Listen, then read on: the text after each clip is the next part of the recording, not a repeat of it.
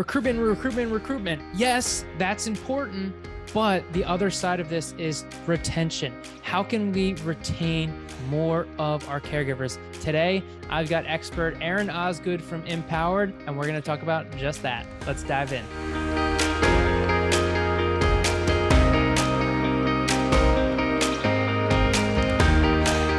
What are the key retention techniques and strategies that are working in today's industry? Last segment we talked about recruiting and it kind of segued into retention, which is perfect. One key area is, first and foremost, a lot of people talk about caregiver isolation. How can you bring caregivers together, help them feel more connected?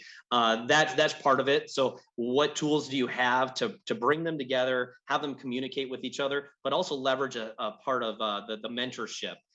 Being able to mentor other caregivers and in an informal or even a formal capacity. And that mentorship is one area to help. Let's just start from the beginning when they're hired. When they're hired, how can you provide more ability, flexibility for them to be able to customize their schedule? I understand that flexibility doesn't mean for them to be able to change their schedule every week. We can agree that that's probably not a great business model. But how can you provide that initial flexibility and that initial customization of a schedule? And it starts by being transparent with the shifts that you have available. What times of day? Is it a Monday, Wednesday, Friday, 8 to noon, and Fridays 8 to 1? Is it a male or female client? What ADLs, IADLs do they need help with? What special skills is it? Do they need help with catheter care, bowel program, nail care? You name it. Being transparent up front with exactly what you have available, so then they can apply for those specific shifts. You can approve them to work those shifts, and you can have more confidence that if they applied for that shift, knowing all the details of those shifts, they're going to work with that client. You're going to train them in with your nurse or other caregivers with that client. And when they work with them, you can have more confidence that a week later, they're not going to come back to you and say, I didn't know what I was getting into. You weren't transparent with me. So you're going to have more confidence that they're going to continue to work with that client because they applied and said, I want to work that shift. You can also be the company that you go to all your care coordinators, all your case managers and say, hey, bring me everything and anything you have, because I have a way, and you can use Empowered through doing this, to post all of these in a HIPAA compliant way to provide more transparency, more selection for caregivers to come in and say, hey, this company has everything available right for me to look at, full transparency. I can apply for every shift, any shift that I want. They approve me to work it. And they're the company that does this. They're the company that gives me the ability to build my own schedule. So you're reversing it. Rather than telling the scheduler they're going to work, you're giving them the ability to apply. Because let's face it, we can tell them what they're going to work all the time, but at the end of the day, they're more likely to just turn over. So would we rather say, you know what, let's just give it to you. Here it is.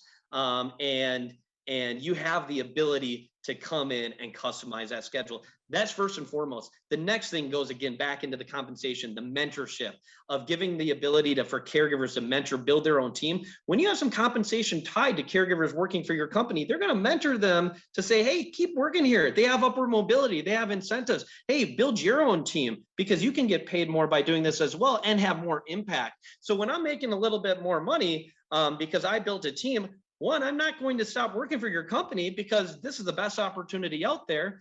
But two, I'm going to encourage the other caregivers that are on my team to, one, provide quality care, compassionate care, and also maybe build their own team as well, because I have that incentive of that second tier referral that we discussed in the first segment. The last thing is an internal incentive program of, again, having those internal incentives, attaching them to desired behaviors. So, we have a badge system built into Empowered, where if you do so many fill-in shifts, you earn a bronze badge, a silver badge. So, hey, the more fill-in shifts you do, the more badges you earn. If you earn this badge and this badge for this desired behavior, you move to category caregiver 2 or caregiver 3. And for every time you move up to that next level, to caregiver 5, now you're getting paid $2 more, $3 more, whatever makes sense for your company. But you're saying we reward desired behaviors, and we're giving you opportunity for more advancement, more upward mobility, and there's the purpose, and we're tying the monetization to it as well of their pay. So that's how you create more retention for your company. I think the next step is putting together the plan and actually taking bold and deliberate action. That's that next step. To learn more about how you can empower your caregivers to build their team, how to create more retention and bring more caregivers into your organization, all you got to do is visit empoweredteam.com. You can learn more, see what we're doing. You can contact us right through our website. And we want your caregivers to feel empowered. So that's why it's spelled empowered with an I. So it's empoweredteam.com with an I. I'm powered to grow. I'm powered to have impact. I'm powered to make a difference. I'm powered to have more purpose. That's what we want each and every one of your caregivers to feel like when they're joining your organization and they're using Empowered.